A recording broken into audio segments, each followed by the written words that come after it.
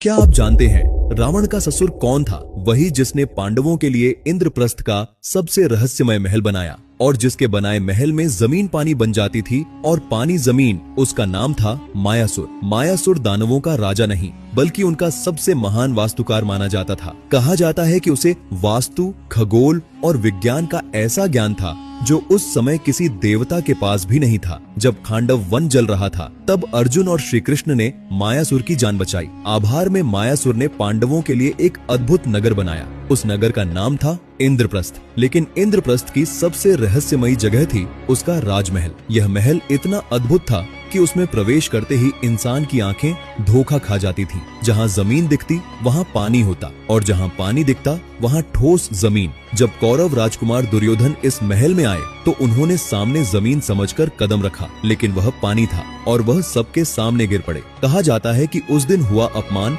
दुर्योधन कभी नहीं भूल पाया और यही अपमान महाभारत के युद्ध की आग बन गया। लेकिन मायासुर की कहानी यही खत्म नहीं होती। मायासुर की बेटी थी मंदोदरी और मंदोदरी की शादी हुई थी लंका के राजा रावण से। इस तरह मायासुर रावण का ससुर भी था। पुराणों में मायासुर को ऐसा वास्तुकार बताया गया है जिसकी रचनाएं देवताओं को भी चौंका देती थीं। कहा जाता है कि उसकी वास्तुकला इतनी अद्भुत थी कि लोग उसे माया यानी भ्रम की कला कहते थे और शायद इसी वजह से इतिहास में उसका नाम पड़ा मायासुर। लेकिन सवाल आज भी बाकी है, क्या मायासुर सिर्फ एक दानव था या प्राचीन भारत का सबसे महान वास्तुकार? ऐसी और रहस्यमयी कहानियों के लिए चैनल को जरूर सब्सक्राइब करें।